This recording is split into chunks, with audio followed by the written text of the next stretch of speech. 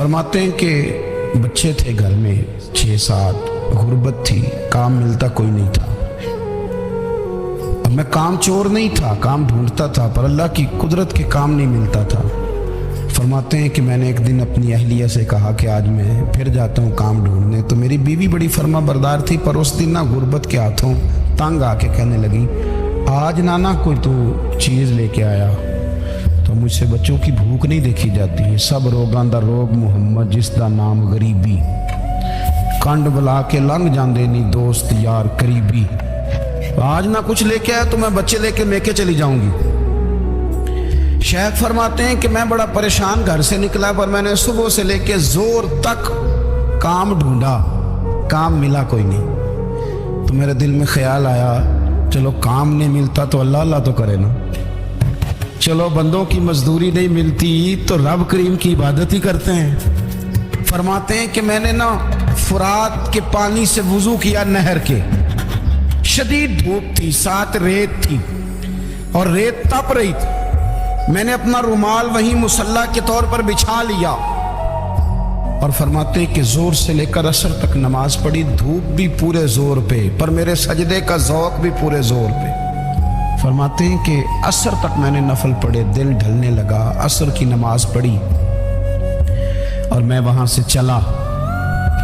اب میں جب نکلنے لگا تو دل میں خیال آیا کہ چھوٹی چھوٹی دیواریں ہیں گھر کی، بغیر کچھ لیے جاؤں گا تو بیوی دور سے دیکھے گی تو شور کرے گی کہ پھر خالی ہاتھ آ گیا ہے۔ کہتے میں نے اپنے اسی رومال میں جس پہ میں نے نماز پڑھی تھی نا، رومال میں کی آخی دے پنجابی جسافہ کہتے ہیں، اسی میں نا میں نے کچھ ریت بھر لی کہ وہ دور سے دیکھے گی تو سمجھے گی کچھ لے کے آیا ہے، چلو جا کے اسے بتا دوں گا کہ آج پھر مزدوری نہیں ملی۔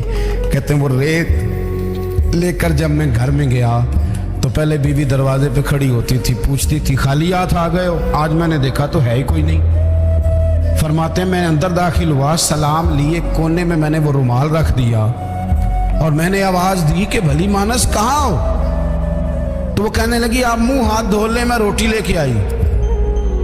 میں نے کہا روٹی کہاں سے آ گئی؟ یہاں تو کئی دنوں کے فاقے، تو کئی دنوں کی غربت ہے، یہاں تو اس گھر میں تو فقیری ہے۔ فرماتے ہیں کہ وہ روٹی لے کے آئی اور اس وقت کی جو موجودہ نعمتیں تھیں، سمجھ لیں سلاد، اچار، ہر چیز ساتھ لائی۔ میں نے کہا کہ بچے کہاں گئے؟ کہنے لگی وہ کھانا کھا کے کھیلنے گئے، آپ کھانا کھا لیں آ جاتے۔ کھانا اس نے چن دیا۔ میں نے حیرت انگیز لہجے میں ساری نعمتیں اپنے دسترخوان پہ دیکھ کر کے، جب میرا رب کسی کو بیمار کرتا ہے تو 2 فرشتوں کو بھیجتا ہے، جاؤ میرے بندے کی تیمارداری کر کے آؤ۔ اللہ اکبر، خود رب بھیجتا ہے، جاؤ میرے بندے کی۔ تو مجھے بتائیے جب اللہ بھیجے تو پھر تندرست خوش نصیب ہوا کہ بیمار؟ جی تندرست پھر خوش نصیب کون ہوا؟ میرے نبی پاک صلی اللہ علیہ وسلم نے فرمایا رب 2 فرشتے بھیجتا ہے، فرماتا ہے پتہ کر کے آؤ میرے بندے کا اس کا کیا حال ہے، حالانکہ اللہ سارا ہی جانتا ہے۔ فرشتے آتے ہیں، واپس جاتے ہیں، رب کریم پوچھتے ہیں بتاؤ میرا بندہ کیا کہتا تھا؟ اللہ تجھے سارا ہی پتہ ہے، پر ہم سے پوچھتے تو بتا دیتے ہیں، وہ یہ کہتا تھا کہ میں اپنی رب کی رضا پہ بڑا ہی راضی ہوں، وہ تیری حمد کر رہا تھا، تیری تعریف کر رہا تھا، تیرا شکر کر رہا تھا، تیرے لیے کلمات حمد بیان کر رہا تھا۔ تو میرے نبی پاک علیہ السلام فرماتے ہیں، اللہ فرشتوں سے فرماتا ہے سنو پھر، اگر میں اپنے بندے کو اس بیماری میں شفا دوں گا تو اس تندرستی سے زیادہ اچھی تندرستی دوں گا جو پہلے اسے عطا کی ہوئی تھی، پہلے اسے اچھی صحت دوں گا، اور اگر اسے اس بیماری میں موت دوں گا تو پھر مرتے ہی اس کے لیے میں جنت کا فیصلہ فرما دوں۔